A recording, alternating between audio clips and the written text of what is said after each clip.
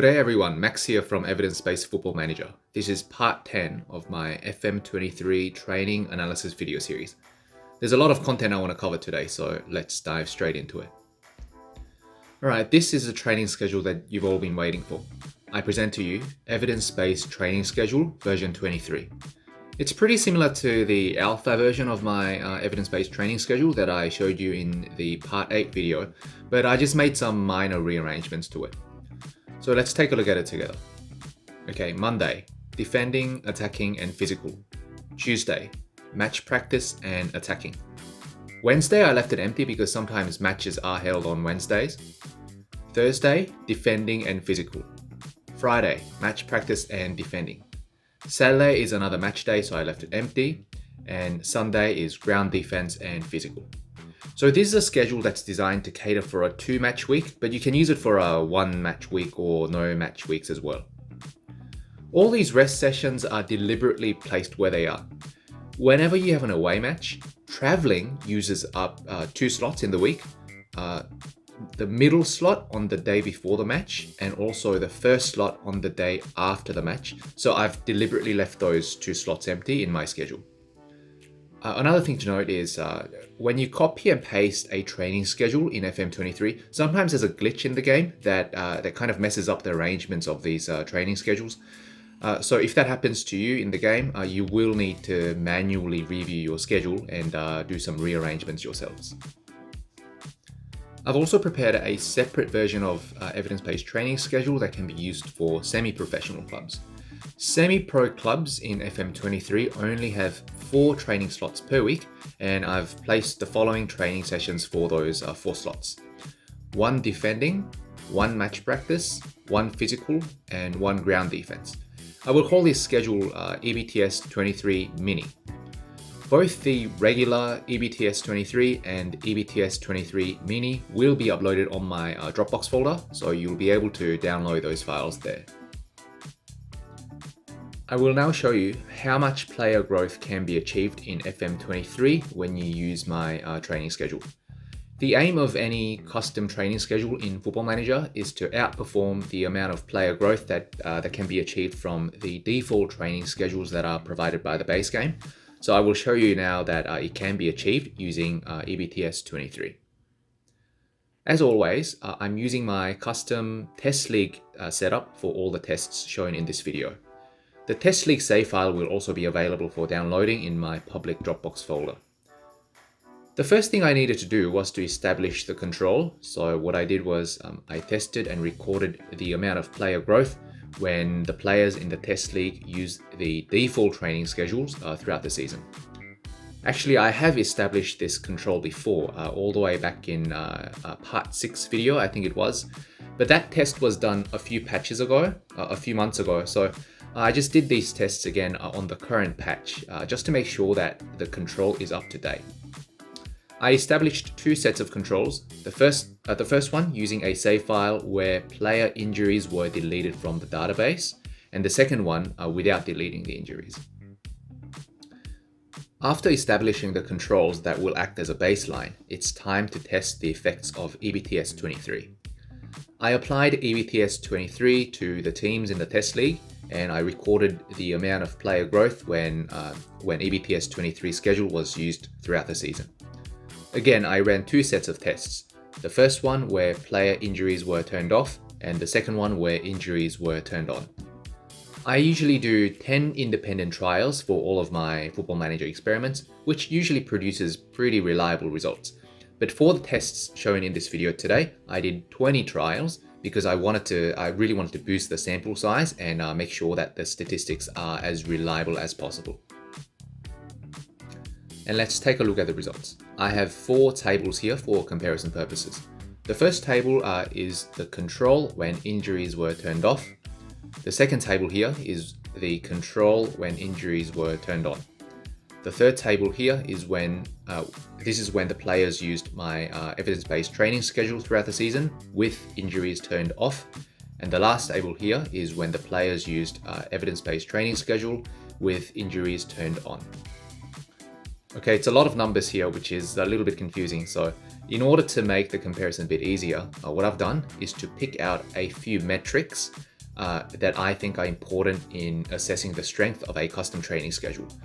These metrics are the amount of current ability rating that grew throughout the season, the amount of attributes that grew throughout the season, and also the number of attributes that grew by a significant amount throughout the season.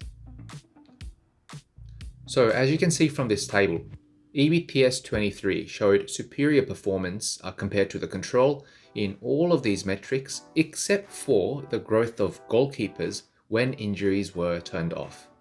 Not too sure what happened here, guys. It's possible that my evidence-based training schedule is not as effective in boosting the growth of goalkeepers as it is for boosting the growth of outfield players. It doesn't mean that goalkeepers didn't grow at all with EBTS. It just means that the growth of goalkeepers with EBTS wasn't better than the baseline growth. Also, when injuries were turned on, the goalkeepers did show superior growth with EBTS. So there's also the possibility that the result that you see here is just due to random statistical error.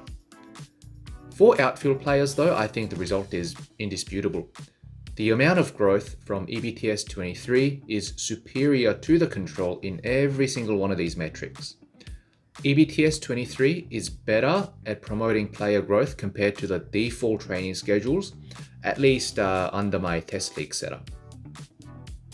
Alright, I will now show you some field tests that I did using my EBTS because I need to prove that my schedule is effective in actual FM23 saves using real clubs and not just under lab conditions. For the field test, I'm using Lille and Lyon, two clubs from the French League 1. At the start of the test, for both Lille and Lyon, I used the editor to get rid of players over the age of 27 because I know from my past experiments that in Football Manager, player growth slows down after the age of 27, so I didn't want any of those older players included in my sample pool. I first ran 20 simulations when the default training schedules were used by both Lille and Lyon. This establishes the control. After that, I applied my EBTS to both Lille and Lyon, and I did 20 more trials. I recorded the amount of player growth and the amount of injuries sustained by the players throughout the season. And let's take a look at the results. I have 6 tables here, 3 tables on the left for Lille and 3 tables on the right hand side for Lyon. The 2 tables at the top are the controls. The 2 tables in the middle are when evidence-based training schedule was used. And the 2 tables at the bottom calculate the difference between the top 2 tables and the middle 2 tables. For example, let's have a look at Lenny Yoro here, who is a player for Lille. In the control, Lenny Yoro's current ability rating grew on average by 8.1 points throughout the season. With EBTS 23, Yoro's CA rating grew by 12.05 points. In the third table, you can see the difference between those two values. So 12.05 minus 8.1 is 3.95, which is recorded in this table. Since my goal in these tests is to prove that my evidence-based training schedule can outperform the default training schedule, what I want is to see as many positive values in these 2 tables as possible and as little negative values as possible. And you can see that for both of these tables, for Lille and Lyon, there are more cells that contain positive values compared to cells that contain negative values, which means that my evidence-based training schedule was better at boosting player growth compared to the default training schedules for both Lille and Lyon. Not all of these players grew by the same amount, and not all attributes grew by the same amount, which is expected given that this is a field test. These are all real players training in a real club, and growth in Football Manager depends on lots of factors other than training, like match exposure, professionalism, injuries, and so on. So of course, not everyone is going to grow in a uniform pattern. What is important is that these players on the whole grew more with evidence-based training schedule than they did with the default training schedules. And for this reason, I am happy to make the conclusion that my EBTS23 was effective in a field test using Lille and Lyon. I've also conducted some field tests for EBTS Mini. I used Chester and Bath, which are two semi-professional teams from the Vanarama League in England. The test method is the same as what I did with Lille and Lyon. I first established the control by recording the growth of players when default training schedules were used. After that, I applied EBTS Mini to both Chester and Bath, and I recorded how much the players grew throughout the season. And here are the results. Again, I have two tables, one for Chester and one for Bath. And these two tables show you the difference in the amount of growth between the control and when EBTS Mini schedule was used. Since these two tables show you the difference in growth, positive values mean that EBTS Mini outperformed the control, and negative values mean the opposite. And I think I can safely say that there are more positive values in these two tables compared to the negative values, which means that players grew more when EBTS Mini schedule was used. Again, the exact pattern of growth is different for individual players for Chester and Bath, which is what you expect from field tests like these. So again, I think I can safely conclude that EBTS23 Mini is effective for boosting player growth for semi-professional clubs in FM23. In all of these tests, I've recorded the amount of player growth, and I've also recorded the amount of injuries sustained by players during the season, which is the next thing that I wanted to discuss. In the previous Part 9 video, I showed you how my EBTS resulted in a slightly higher injury risk compared to the default training schedules, but that test was done using the alpha version of the training schedule. The final version of EBTS is slightly different from the alpha version, so I did the tests again in order to investigate the injury risk that's generated by my evidence-based training schedule. So let's take a look. First of all, this part here is when I used my test league save file to test the rate of injuries. When the default training schedules were used, the players in the test league got injured on average 14.8 days per season, and when EBTS23 was used, the same players got injured on average 16.4 days per season. So the amount of injuries per player did go up by around 1.6 days per season with EBTS23. Next, we have the results from the field test using Lille and Lyon. When Lille used the default training schedules, their players got injured on average 19 days per season. When they used EBTS23, they got injured on average 20.5 days per season. With Lyon, with the default training schedules, the players got injured on average 23.2 days per season, and with EBTS23, they got injured on average 24.2 days per season. Lastly, I have the results from the field test using Chester and Bath. When the Chester players used the default training schedules, they got injured on average 6.8 days per season, and when EBTS Mini schedule was used, they got injured on average 7.2 days per season. When Bath players used the default training schedules, they got injured on average 11.7 days per season, whereas with EBTS Mini, they got injured on average 9.2 days per season. So all of these results, except for the result from Bath, show you that the rate of injuries went up when my evidence-based training schedule was used. The amount of injuries went up by around 1 or 2 days per player per season, which I personally think is not a massive amount that you should be concerned about. I think 2 extra days of injuries per player is something that can be managed using various measures in the game, like squad rotations, hiring better quality medical staff, or maybe even lowering the training intensity of your team. Alright, time to make a summary of what I've talked about today. 1.